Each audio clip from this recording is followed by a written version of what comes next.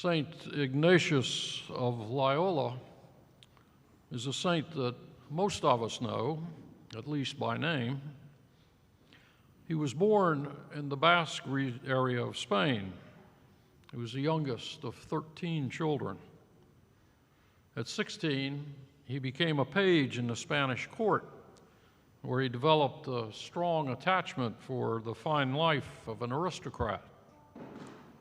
He became a soldier and was badly wounded, recovered only after a year and numerous surgeries to mend his legs.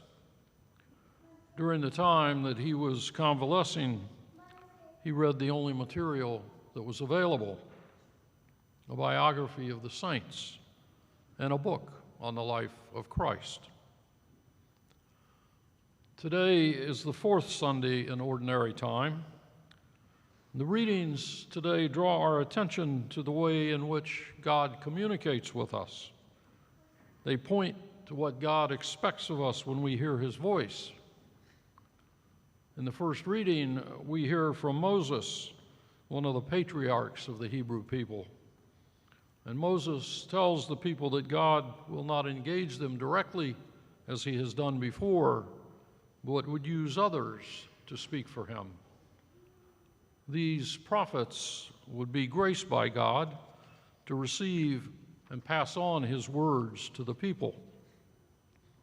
Through Moses, God warns the people to pay attention to the true prophets, while being wary of the false prophets that would indeed arise, as well as those who would pretend to speak for God while only seeking their own benefit.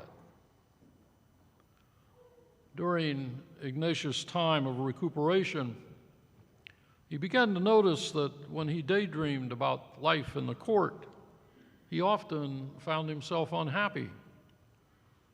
If, however, he daydreamed about living the life of a saint, he found himself at peace, even joyful. Over time, he understood that the happiness and the unhappiness he was experiencing were interior movements of the Spirit, movements toward or away from God. In the second reading, Paul writes to the church in Corinth concerning the experiences of the Spirit. Paul writes that he would have the church members free of their anxieties, the things that make them unhappy.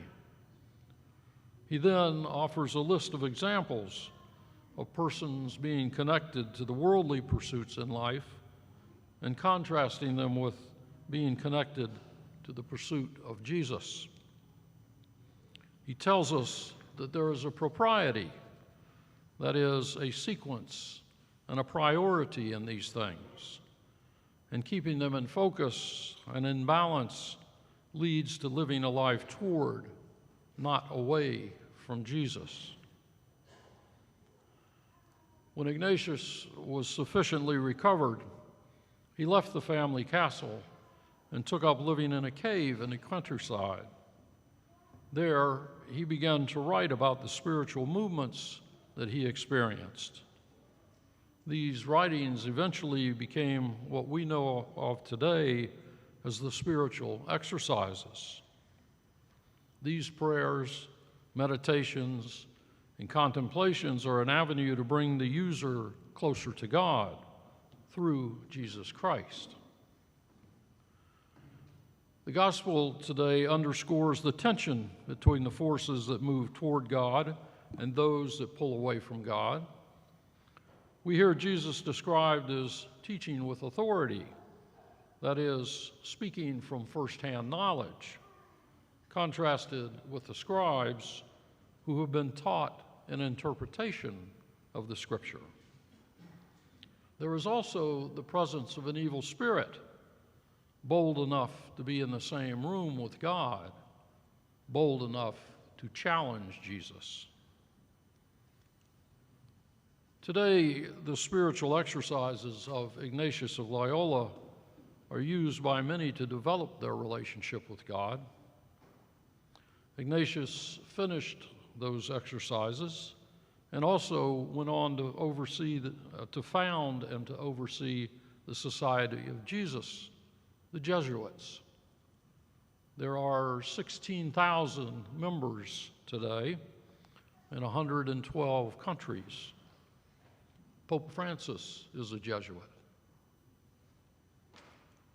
If we take Ignatius' point of view towards the readings today, we might see that they encourage us to take the time to consider how experiences in our life make us feel inside.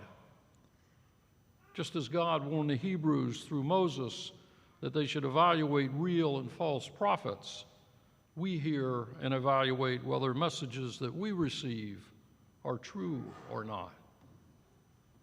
The readings challenge us, as Ignatius does, to make an honest evaluation about whether our life practices draw us toward or away from God.